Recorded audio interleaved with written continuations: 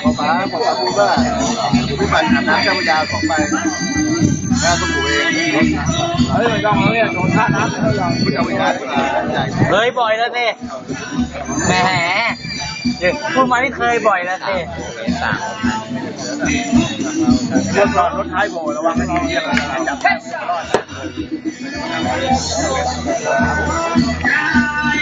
วนี่ไม่ได้ลงเรือเลยลูกสาวมีในรถเลยเดี๋ยวคุณแต่งเขาได้ร้ายรู้ไปเลยเยอะเราทำได้200เลยเดี๋ยวไปทำถึงเจ้าพระยาด้วยนะพระยา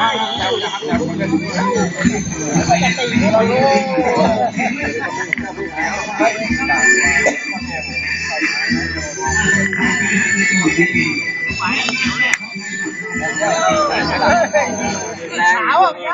ไม่โดนเลยว่าชัดเลย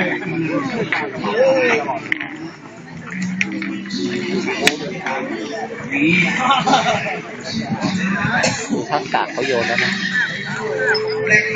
เขามีทักษะพร้อมเลยพร้อมเลยเขาเล่นเยอะกว่าเราประสบการณ์เขาเล่นเยอะกว่าเราถ้าเราได้ออกรอบบ่อยๆนี่จะเป็นสิ่งที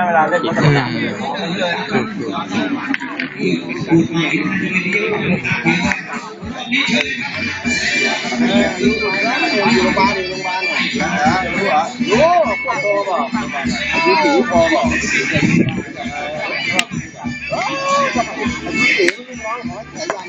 โอ้ยพอ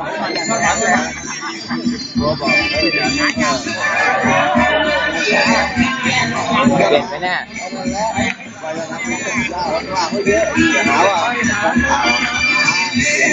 เขาโกงช้าเขาขนาดครูเองตายฝันใจแล้วเว้ยเป็นไม่ได้เหรอวะเนี่ย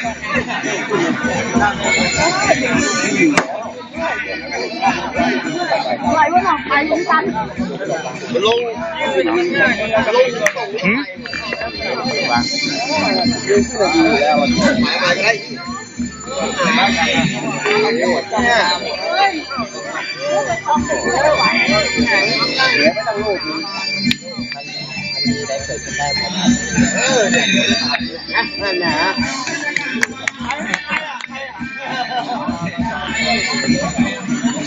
ดีได้ครับร้อนมือดีแป๊ะเลย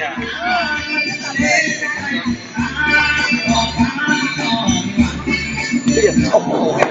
หนักไล่ได้แล้วพาเลยไล่ได้แล้วมาล็อกครับล็อกครับสวยเปิดหน้าหมดแล้ววางดีอยู่แล้วต่ำกว่า4 แต้ม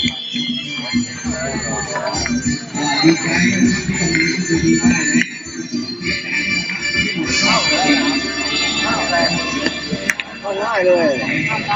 ไม่ได้ตังค์เรียนรู้เราโอ้ยสุดท้าย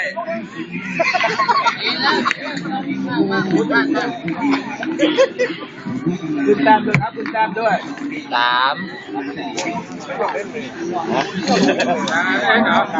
เล็กยังเยอะหรอ3ต้องเรียนจะไม่ถึงบริบูรณ์แล้วบริบูรณ์ยังอยู่งานนี้สิมันแข่งจังเลย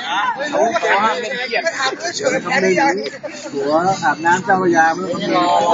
เจ้าพระยาหมดเลยขาอ่อนเดี๋ยวเพิ่มยากับผมไม่ควรดึง2 คนเท่าไหร่120ไหม2 คน120ไหมเปิดไปด้วยนะให้ไปทั้งทีมเลยแค่ขาอ่อนลุงต๋องเดี๋ยวผมจะพาไปลงอ่างแล้วไม่ต้องถึงเจ้าพระยาหรอกตกใจแล้วใช่แต่ออกค่าเลยครับฝากเองนะว่านี่ล้าแก่ต้องร้อนแล้ว ยังไงก็แล้วแต่นะครับ เรากรรมการจัดในที่ร้อนๆเลย สนามนี้ร้อนไปเล่นสนามใน ตอนแรกมันเจอสนามไทยอยู่แล้ว